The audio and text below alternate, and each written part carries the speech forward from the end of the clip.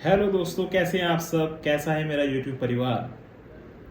आज हम बात करने वाले हैं कि आरबीआई ने ईएमआई भरने वालों के ऊपर एक नियम लागू करा है जिससे ईएमआई भरने में राहत मिलेगी। ईएमआई भरने में राहत दी गई है आरबीआई द्वारा। वो क्या राहत है, वो क्या गाइडलाइंस है जिससे लोन पर फर्क पड़ने वाला है, आपकी ईएमआई पर फर्क पड़ने वाला है। वीडियो को बिल्कुल भी स्किप ना करें, इसको देखते रहें। और क्या वो गाइडलाइंस है, क्या वो राहत है जो आरबीआई द्वारा दी गई है लोन वालों को, जिससे ईएमआई पर राहत मिलने वाली है। अगर आप मेरे चैनल पे नए हैं तो उसको सब्सक्राइब कर दें और बेल आइकन को ऑन कर दें, जिससे आप पर वीडियो का नोटिफिकेशन आपके स्क्रीन पर आ जाए और आप वीडियो देख पाएँ। और लाइक कर दें, सब्सक्राइब भी करें और ज़्यादा से ज़्यादा शेयर भी करें। तो आरबीआई ने एक नई गाइडलाइंस 18 अगस्त को लागू हुई है, जो 1 तारीख से लागू हो चुकी है। आरबीआई ने कहा है कि जो लोन डिफ़ॉल्ट हो जाते हैं, जो लोन नहीं देते हैं और लोन डिफ़ॉल्ट हो जाते हैं, ईएमआई डिफ़ॉल्ट हो जाती है और उन पे बैंक द्वारा या एनबीसी द्वारा काफ़ी चार्जेस लगाए जाते हैं अलग अलग रूप में। लेट चार्जेस लगाए जाते हैं, पैनल चार्जेस लगाए जाते हैं, पैनल इंटरेस्ट चार्जेस लगाया जाता है और अन्यथा चार्जेस लगाए जाते हैं लोन पे। पहले क्या होता था कि पैनल चार्जेस और पैनल इंटरेस्ट, अब इसको कम कर दिया गया है आरबीआई ने, और जिससे ये कहा गया है कि बैंक सिर्फ उचित डिफ़ॉल्ट चार्ज ही लगा सकती है, उससे ज़्यादा पैनल चार्जेस, पैनल इंटरेस्ट नहीं लगा सकती है। इससे ईएमआई पे आपको राहत मिलने वाली है।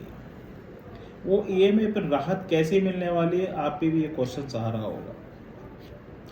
सपोज दैट कि आपका लोन 10 लाख रुपए का है और आपकी ईएमआई 12,000 रुपये की है, तो आप ईएमआई नहीं देते, डिफ़ॉल्ट हो जाते हैं, तो उस पर जो पैनल चार्जेस लगता था वो पूरे लोन पर लगाया जाता था।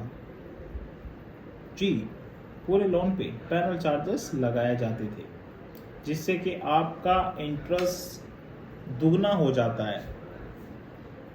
अब वो पैनल चार्जेस, पैनल इंटरेस्ट को ख़त्म कर दिया गया है, उसको उचित डिफ़ॉल्ट पे ही लगाना आरबीआई ने कहा है अपने नियम में, अपने गाइडलाइंस में। अब आपको ज़्यादा पैनल चार्जेस नहीं देने होंगे। उनका ये कहना है सिर्फ जो भुगतान करने वाली राशि होगी, जो ईएमआई होगी, उसी पर ही पैनल चार्जेस लगाया जाएगा। मतलब जो आपकी ईएमआई होगी उसी पे ही पैनल चार्जेस, पैनल इंटरेस्ट लगाया जाएगा, अन्यथा बिल्कुल नहीं लगाया जाएगा। इससे आप पे सीधा सीधा आपकी ईएमआई पर जो बढ़ने वाले इंटरेस्ट थे, चार्जेस थे, वो कम हो गए हैं। इससे आपको थोड़ी राहत मिलेगी जो लोन डिफ़ॉल्ट कर रहे हैं। जो लोन डिफ़ॉल्ट कर रहे हैं बाय फाइनेंशियल से द्वारा कर रहे हैं, बाय मेडिकल से द्वारा कर रहे हैं, उन्हें राहत मिलने वाली है। और आरबीआई ने अपने गाइडलाइंस में ये भी कहा है कि जो जानबूझकर डिफ़ॉल्ट करने वाले हैं उनकी अब खैर भी नहीं है, जो जानबूझकर पैसे नहीं दे रहे हैं। आईबीए और एनईएसएल की ओर से सिस्टम पर काम किया जा रहा है और ये सिस्टम पर बात निकल के आई है कि 10 से 100 करोड़ रुपए लोन में डिफ़ॉल्ट करने वाले सबसे अधिक हैं, जो जानबूझकर लोन को डिफ़ॉल्ट करते हैं। जिससे आरबीआई ने सख्त ये गाइडलाइंस में कहा है कि इनकी खैर नहीं है जो जानबूझकर डिफ़ॉल्ट कर रहे हैं। इसलिए मैं आपसे कहता हूं, अगर आपके पास पैसे हैं तो पैसे दे दें, अगर नहीं हैं तो कोई भी आपका कुछ नहीं उखाड़ सकता। अगर आप एक जेन्युइन बंदे हैं, अगर आपका कारण बिल्कुल सही है, आप अपने सत्यता पे लड़ रहे हैं, तो आपका कोई भी कुछ नहीं खा सकता। ये आरबीआई भी कह रही है कि जानबूझकर देने वालों की खैर नहीं है। इसलिए मैं कहता हूँ अगर आपके पास पैसे हैं तो दे दे, अगर नहीं है तो कोई देने की आवश्यकता नहीं, कोई डरने की आवश्यकता नहीं, कोई घबराने की आवश्यकता नहीं है।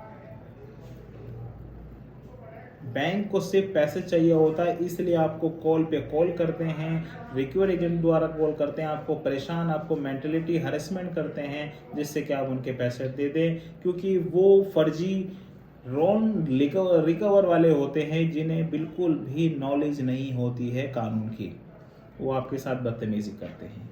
इसलिए मैं कहता हूं कि अपने अधिकार को जान के अपने अधिकारों को पहचानिए और अपने अधिकारों से लड़िए, तो आपका कोई भी बाल बाका भी नहीं कर सकता।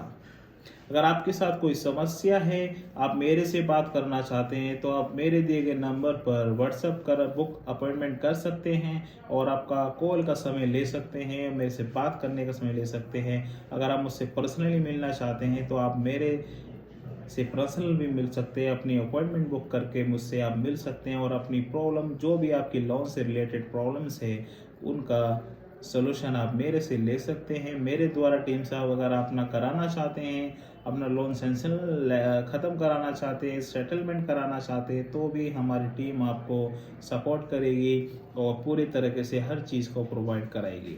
और अगर किसी की लोन में चेक लगा है और चेक का केस आपके पास हो गया है, नोटिस आ गया है चेक का, तो भी हम उसकी बेल करा देंगे, उसकी ज़मानत करा देंगे, कहीं जेल में जाने की आवश्यकता नहीं पड़ेगी। इसलिए मैं कहता हूँ इस वीडियो को ज़्यादा से ज़्यादा शेयर कीजिए और लाइक कीजिए, शेयर का बटन दबाएं और उन लोगों को भी शेयर करें जिन्हें इन लोन की आवश्यकताओं से काफ़ी उम्मीद है और ये जो जानबूझकर कर रहे हैं वो भी सुधर जाएं, और जो जेन्युइन बंदे हैं जो ईएमआई डिफ़ॉल्ट कर रहे हैं उन पे लगने वाले चार्जेस भी उनको पता होने चाहिए कि क्या ये चार्जेस कम हुए हैं या नहीं हुए हैं।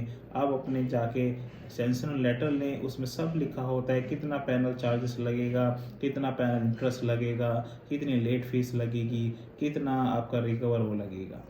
इसलिए मैं कहता हूँ जो भी लोन ले रहा हो, लोन में सैंक्शन लेटर ज़रूर लेना चाहिए जिससे आप पर कोई मुसीबत ना आए कि कैसे चार्जेस लगाए जा रहे हैं। मेरे वीडियो को शेयर कीजिए, ज़्यादा से ज़्यादा प्यार कीजिए और सब्सक्राइब ज़रूर कर दें और वीडियो को पूरा देखें और ऐसे ही अपना प्यार मुझे देते रहें। जब तक के लिए जय हिंद।